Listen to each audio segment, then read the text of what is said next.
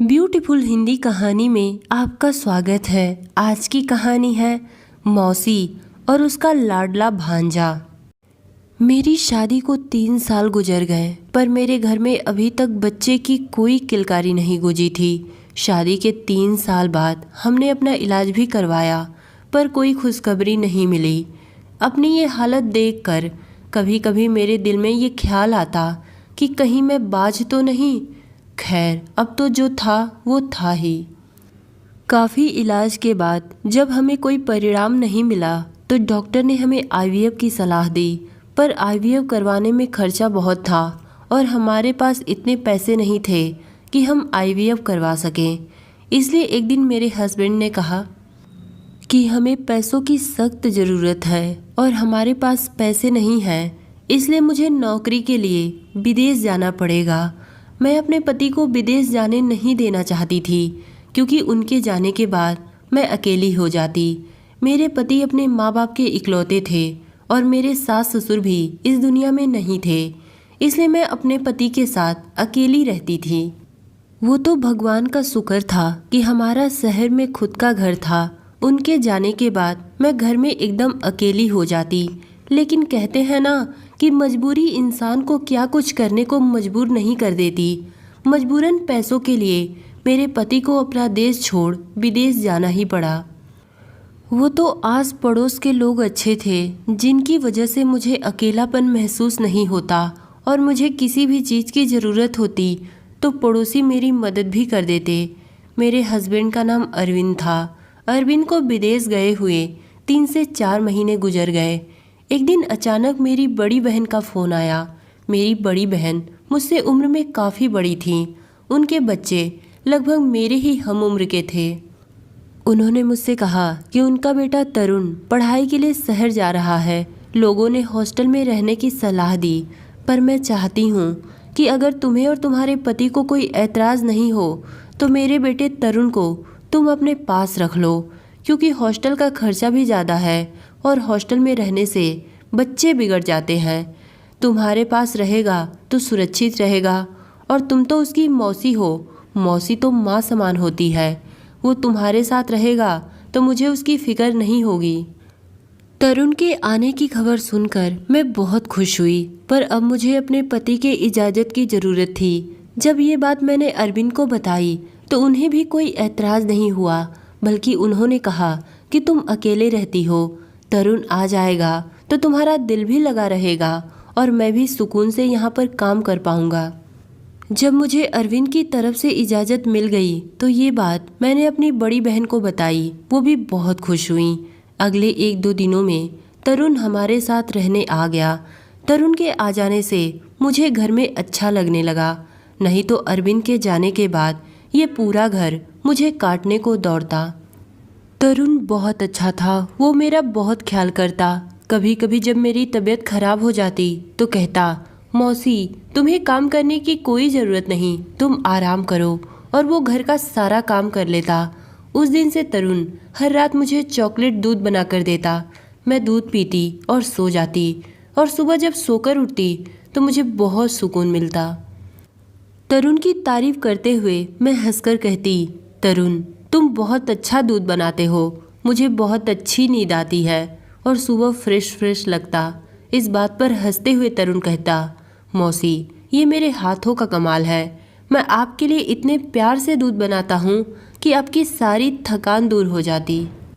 उसके इस बात पर मैं हंसते हुए कहती, अच्छी बात है, तुम्हारी शादी जिससे होगी वो बहुत खुशनसीब होगी, क्योंकि तुम उसका बहुत ख्याल करोगे। यही कहकर हम दोनों हंसने लगते। तरुण और मैं ढेर सारी बातें करते। तरुण अपने कॉलेज की बातें करता और मैं उसकी बातों पर खूब ठठाकर हंसती। वो मुझसे कहता कि मौसी तुम मेरी मौसी से ज़्यादा मेरी दोस्त हो। एक दिन अचानक मेरे पेट में दर्द होने लगा। तरुण घर पर नहीं था, इसलिए मुझे अकेले ही डॉक्टर के पास जाना पड़ा।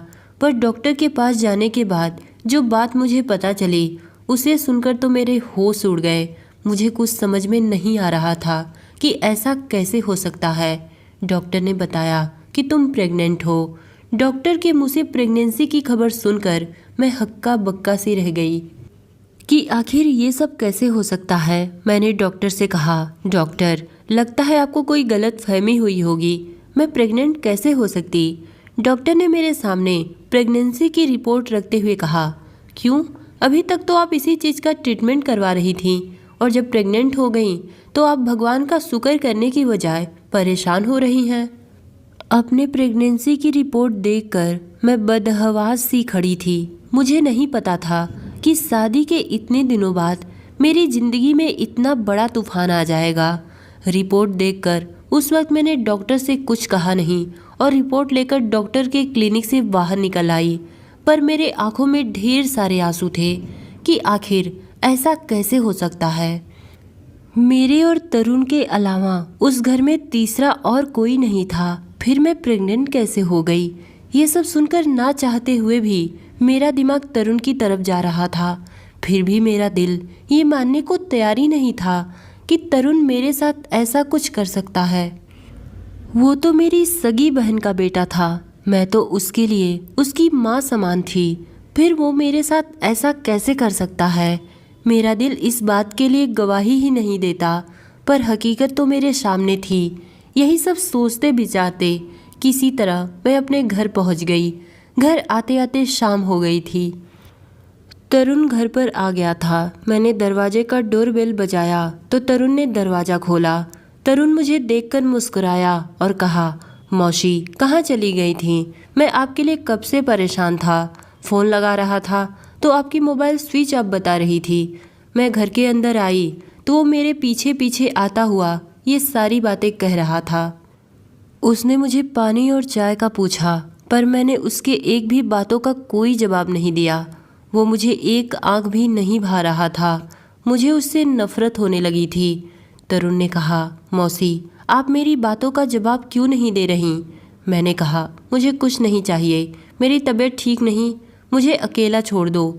यही कहते हुए मैं अपने कमरे में चली गई और अपने कमरे का दरवाज़ा बंद कर लिया और अपने प्रेगनेंसी की रिपोर्ट दराज में रख दिया और अपने बेजान वजूद को लेकर बिस्तर पर बैठ गई। मेरी सोचने समझने की क्षमता खत्म हो चुकी थी, क्योंकि तरुण मेरा सगा भांजा था, मेरी सगी बहन का बेटा। मैं उसके बारे में ऐसा सोच भी नहीं सकती थी। मैं अपने बहन भाइयों में सबसे छोटी थी और तरुण की माँ मेरी सबसे बड़ी बहन थी। जब तरुण के माँ की शादी हुई तो उस वक्त मेरी उम्र लगभग 8 साल थी और जब तरुण पैदा हुआ तो मैं 10 साल की थी। मुझे अपनी बहन की परवरिश पर बिल्कुल शक नहीं था। वो अपने बेटे तरुण को ऐसी परवरिश दे ही नहीं सकती। लेकिन जो रिपोर्ट मेरे हाथ में थी उससे सारा शक तरुण पर ही जाता था, क्योंकि मेरे और तरुण के अलावा घर में कोई तीसरा था ही नहीं। मैं अपना सर अपने दोनों हाथों में लेकर बैठ गई। फिर मुझे याद आया कि पिछले कई दिनों से तरुण मुझे दूध बनाकर देता और मुझे बहुत अच्छी नींद भी आती। क्या तरुण दूध में मुझे नींद की दवाइयाँ देता और मेरे सोने के बाद? ये सब सोचते हुए मैं फूट फूट कर रोने लगी और रोते रोते सोच रही थी कि क्या सगे रिश्ते इतने मतलबी होते कि हवस के आगे कुछ भी नज़र नहीं आता। मैं उसकी मौसी थी, यानी कि माँ, उसके माँ की सगी बहन, मतलब माँ जैसी ही हुई। वो कैसे मेरे बारे में ऐसा सोच सकता था? आखिर उसका दिल इस गुनाह के लिए राजी कैसे हुआ? मैं बस रोए जा रही थी। मुझे कुछ समझ में नहीं आ रहा था। ये सब जानने के बाद मेरे ऊपर क्या बीत रही थी इसका अंदाज़ा कोई लगा भी नहीं सकता था। मुझे याद आने लगा कि जब बचपन में वो मेरी बड़ी बहन के साथ मायके आता तो आते ही मेरी गोद में आ जाता। अपनी तोतली जुबान से मुझे मौसी कहने की बजाय माछी माछी कहता। उसके इस बात पर मैं खूब ठठाकर हंसती। यहाँ आने के बाद उसे देखकर कभी ऐसा नहीं लगता था कि वो मेरे साथ ऐसी घटिया हरकत भी कर सकता है। मैं इन्हीं सोचों में गुम थी कि तरुण मेरे कमरे के दरवाजे पर दस्तक देते हुए अंदर आ गया। मैंने देखा उसके हाथ में दूध का गिलास था। वो मेरे लिए चॉकलेट दूध बनाकर लाया था। वो बड़े नॉर्मल अंदाज में बेड पर आकर बैठ गया। उसके बेड पर बैठते ही मैं घबराकर उठ खड़ी हो गई, जैसे ना जाने वो मेरे साथ क्या कर देगा। मेरा ये बर्ताव देखकर उसने मुझसे पूछा, क्या बात है मौसी, आप इतनी घबराई हुई क्यों हैं? सब ठीक तो है ना? ये लीजिए, दूध पी लीजिए और आराम करिए। तरुण ने दूध का गिलास मेरी तरफ बढ़ाया तो मैंने दूध का गिलास लेकर साइड टेबल पर रख दिया और सख्त लहजे में कहा, मेरी तबीयत कुछ ठीक नहीं, तुम यहाँ से जाओ, मुझे नींद आ रही है। मेरे सख्त लहजे से वो थोड़ा घबरा गया। उसने पूछा, क्या बात है मौसी, सब ठीक तो है, आप ऐसे क्यों बोल रही हैं? उसकी ये हरकत देखकर मुझे उस पर बहुत गुस्सा आ रहा था। मैं सोच रही थी, इतना बड़ा गुनाह करने के बाद ये मेरे सामने कैसे कैसे ड्रामे कर रहा है। उसकी ये हरकत देखकर मैंने सोचा उसके मुंह पर अपने प्रेगनेंसी की रिपोर्ट फेंक कर उसे एक थप्पड़ दूं, पर ऐसा मैं नहीं कर सकती थी क्योंकि मैं उसे रंगे हाथों पकड़ना चाहती थी। मैंने अपने गुस्से को संभालते हुए कहा, तुम जाओ, मैं सोना चाहती हूँ। मेरे इतना कहने पर वो बेड से उठकर बाहर जाने लगा। जाते हुए उसने कहा, ठीक है, मैं जा रहा हूँ, लेकिन दूध जरूर पीजिएगा, इससे आपको अच्छी नींद आएगी और आपकी तबीयत भी ठीक हो जाएगी। फिर से दूध पीने की जिक्र करके वो कमरे से बाहर निकल गया। मैं यही तो जानना चाहती थी कि ये दूध पिलाकर वो मेरे साथ आखिर कौन सा घिनौना खेल खेल रहा है। उसके जाते ही मैंने उस दूध के गिलास को लिया और खिड़की से बाहर फेंक दिया और कमरे की लाइट बंद करके सो गई। पर मैं नींद में नहीं सोई थी। मुझे उस वक्त का इंतजार था कि तरुण मेरे कमरे में आखिर कब आता है। पर 1 घंटा गुजर गया, तरुण मेरे कमरे में नहीं आया और मुझे अब नींद भी सताने लगी थी। मुझे लगा कि शायद तरुण को शक हो गया है कि मैं सोई नहीं हूँ। मेरे साथ इतना कुछ हो जाने के बाद अब मैं सहम गई थी। अब मैं दोबारा ऐसी कोई भी गलती नहीं करना चाहती थी जिससे मेरे साथ कुछ भी गलत हो। अब मैंने सोच लिया था कि सुबह उठकर तरुण से कह दूंगी कि तुम अपने रहने का ठिकाना कहीं और ढूंढ लो। ये सब सोचने के बाद मैंने कमरे का दरवाज़ा अंदर से बंद किया और गहरी नींद में सो गई। पर सुबह जब मेरी आँख खुली तो मेरे कमरे का दरवाज़ा बहुत तेज़ धड़धड़ाया जा रहा था। मैं घबराकर उठी और अपने कमरे का दरवाज़ा खोला तो सामने तरुण को देखा। उसका चेहरा गुस्से से लाल था। उसने गुस्से में कहा, आपने दरवाज़ा क्यों लॉक किया था? उसका रोब जमाकर मुझसे यूं पूछना मुझे तबाह कर दिया। वो होता कौन है मुझसे इस लहजे में बात करने वाला? उसको शायद तकलीफ़ इस बात की थी कि उसका रास्ता मैंने बंद कर दिया। जो गुनाह वो मेरे साथ करने वाला था, शायद उसकी तलब ना पूरी होने पर वो यूं उखड़कर मुझसे बात कर रहा था। मैंने कहा, तुम होते कौन हो मुझसे ये पूछने वाले? मेरे बुलंद और सख्त लहजे पर वो कुछ हैरान हुआ था और फिर नरम लहजे से बोला, मौसी, रात को आपकी तबीयत खराब थी, इसलिए मुझे आपकी फ़िक्र थी। मैं कब से दरवाज़ा खुलवाने की कोशिश कर रहा था, पर जब आपने नहीं खोला तो मैं परेशान होकर दरवाज़ा पीटने लगा कि कहीं आपकी तबीयत ज़्यादा खराब ना हो गई हो, इसलिए मैं परेशान हो गया था। मुझे उसकी झूठी फिक्रमंदी और दिखावे की परेशानी देखकर उस पर गुस्सा आने लगा। मैंने गुस्से में कहा, तुम्हें मेरी फ़िक्र करने की कोई ज़रूरत नहीं। यही कहते हुए मैं अपने कमरे से निकली और अपनी एक सहेली के घर चली गई। मेरे पड़ोस में मेरी ही हम उम्र मेरी एक सहेली रहती थी। मैं उससे अपने मन की सारी बात शेयर करती, पर ये बात मैं उससे कैसे बता सकती थी? पर मेरी मजबूरी थी। मुझे किसी न किसी को तो अपने अबॉर्शन के लिए साथ ले जाना था, क्योंकि मेरे पति अरविंद अगले महीने आने वाले थे और अगर मेरी प्रेगनेंसी ज़्यादा दिन की हो जाती तो मेरा अबॉर्शन भी नहीं हो सकता था। इसलिए मुझे जल्द से जल्द अबॉर्शन करवाना था। मैंने अपनी सहेली से अपने प्रेगनेंसी की बात नहीं बताई। मैंने सोचा अस्पताल में जाकर बताऊंगी। मैंने उससे कहा, कल मेरी डॉक्टर के साथ अपॉइंटमेंट है, मेरी तबीयत ठीक नहीं, तुम्हें मेरे साथ कल डॉक्टर के पास चलना होगा। उसने कहा, ठीक है। उस दिन मैं पूरा दिन अपनी सहेली के घर पर ही रुक गई। वहीं पर खाना खाया और आराम भी किया। मैंने अपनी सहेली से झूठ में कहा कि तरुण घर पर नहीं है और मेरी तबीयत भी ठीक नहीं, इसलिए मुझे अच्छा नहीं लग रहा। उसे इस बात से कोई एतराज़ नहीं था। उसने कहा, चलो अच्छी बात है, मेरा भी दिल लग जाएगा, मैं भी अकेले ही रहती हूँ। अगले दिन हम दोनों अबॉर्शन के लिए डॉक्टर के पास जाने वाले थे, पर जब मैं उधर से अपने घर पर आई तो मेरे साथ कुछ ऐसा हुआ जिसे देखकर तो मैं शॉक्ड हो गई। मैंने देखा घर पे मेरे हस्बैंड अरविंद आए हुए थे। वो मुझे देखते ही अपने गले से लगा लिए और बोले, अब बताओ कैसा लगा मेरा सरप्राइज। मैं कब से तुम्हारा इंतजार कर रहा था, तुम्हारा फ़ोन भी नहीं लग रहा था, कहाँ पर थी तुम। उनसे लिपटकर मैं फूट फूट कर रोने लगी और मन में सोचने लगी कि अब क्या होगा, मेरा अबॉर्शन कैसे होगा। अरविंद ने मुझसे कहा, तुम रो क्यों रही हो, अब तो मैं आ गया हूँ। मैं आने वाला था अगले महीने, पर मैं अभी ही आ गया क्योंकि अचानक मेरी छुट्टी लग गई थी। मैंने तुम्हें इसलिए नहीं बताया क्योंकि मैं तुम्हें सरप्राइज़ देना चाहता था। उस वक्त मैंने अपने अंदर छुपे हुए दर्द को किसी तरह संभाला और ना चाहते हुए भी अरविंद के साथ मुस्कुराई। मैंने किसी तरह रात का खाना बनाया। खाना खाने के बाद तरुण अपने कमरे में सोने चला गया। मैं और अरविंद अपने कमरे में। अरविंद बहुत थके हुए थे। वो थोड़ी बहुत मुझसे बातें किए और फिर सो गए, पर मुझे पूरी रात नींद नहीं आई। मैं बस इसी सोच विचार में थी कि कल मैं अबॉर्शन के लिए कैसे जाऊंगी। कल क्या, अब तो मैं किसी भी दिन अबॉर्शन कैसे कराऊंगी, क्योंकि अब तो अरविंद आ गए हैं। अगर इन्हें मेरी सच्चाई पता चल गई तो मेरा घर टूट कर बिखर जाएगा। यही सब सोचते विचारते कब सुबह हो गई पता नहीं चला। मैंने देखा अरविंद सोए हुए थे। मैं कमरे से बाहर सोफे पर जाकर बैठ गई। मैंने देखा तरुण अपने लिए चाय बना रहा था। वो किचन से आया और मुस्कुराकर बोला, कैसा लगा आपको अरविंद मौसा का सरप्राइज़। मैंने उससे गुस्से और नफरत से देखते हुए कहा, किस कदर ढीठ और ड्रामेबाज इंसान हो तुम। ऐसी मासूमियत से भरी अदाकारी कैसे कर लेते हो, शर्म नहीं आती तुम्हें। एक तरफ मौसी कहते हो और दूसरी तरफ। मैं ये सब सहते सहते थक चुकी थी, इसलिए बिना सोचे समझे मेरे जो मन में आया मैंने कह दिया।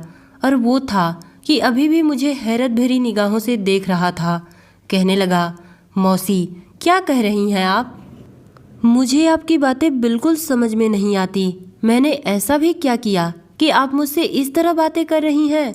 मैंने उसे गुस्से से देखा और अपने कमरे में गई। मैंने देखा अरविंद अभी भी सो रहे थे। मैंने दराज से रिपोर्ट निकाली और तरुण के पास चली गई। तरुण वहीं पर खड़ा था। मैंने गुस्से से वो रिपोर्ट उसके मुंह पर फेंक दी और कहा, ये पढ़ो और अपना मनहूस चेहरा लेकर अरविंद के उठने से पहले यहाँ से दफ़ा हो जाओ। मैं गुस्से से दबे लहजों में बोल रही थी क्योंकि मैं नहीं चाहती थी कि अरविंद को इस बात की भनक भी पड़े। तरुण ने वो रिपोर्ट उठाकर जैसे ही पढ़ा, उसके चेहरे की रंगत उड़ गई। इससे पहले कि वो कुछ बोलता कि अरविंद वहाँ पर आ गए। ये सब देखकर वो सीधा तरुण के पास गए और उसके हाथ से रिपोर्ट लेकर पढ़ने लगे। अरविंद को रिपोर्ट पढ़ते देखकर मैं घबरा गई।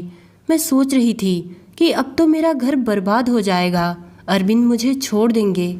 ये सब सोचते हुए मैं कब गिरकर बेहोश हो गई पता नहीं चला, और जब होश आया तो मैं अपने आप को हॉस्पिटल में पाई। मैं बेड पर लेटी हुई थी। अरविंद मुझे गौर से देख रहे थे। तरुण भी वहीं पर खड़ा था। अरविंद को देखते ही मैं रोने लगी और कहने लगी, अरविंद इसमें मेरा कोई कसूर नहीं है। तरुण दूध में मुझे नींद की गोलियां देता था। भगवान के लिए मुझे तलाक मत दीजिएगा। मैं आपसे बहुत प्यार करती हूँ। मैं आपके बिना नहीं रह सकती। मेरी बात सुनकर अरविंद मेरे करीब आए और मुझे अपने गले से लगा लिया और कहा, तुम परेशान क्यों हो रही हो, मैं तुम्हें कभी नहीं छोड़ूंगा। मैंने तुम्हारे सारे टेस्ट नए तरीके से करवाए। तुम प्रेग्नेंट नहीं हो। शायद किसी और की रिपोर्ट तुम्हारे रिपोर्ट से बदल गई थी। ना तुम गुनहगार हो और ना ही तरुण ने तुम्हारे साथ कुछ गलत किया है। तरुण तुम्हारे साथ ऐसा नहीं कर सकता। तरुण की नज़र जब मुझ पर पड़ी तो मैंने देखा वो रो रहा था। मुझे देखते ही वो मेरे पास आया और मुझसे कहने लगा, मौसी आपने ऐसा सोच भी कैसे लिया कि मैं आपके साथ ऐसा कर सकता हूँ। मुझे अपनी माँ और आप में कभी कोई फ़र्क नज़र नहीं आया। मैंने आज तक किसी लड़की को नज़र उठाकर नहीं देखा, तो आप तो मेरी माँ समान है। वो रो रो कर मुझे अपनी सारी बातें कह रहा था। डॉक्टर और नर्स की लापरवाही की वजह से रिपोर्ट की अदला बदली ने आज मुझे शर्मिंदा करके रख दिया था। क्या क्या मैंने अपने भांजे के खिलाफ नहीं सोचा था। तो दोस्तों, ये कहानी आपको कैसी लगी कमेंट में बताइएगा। धन्यवाद।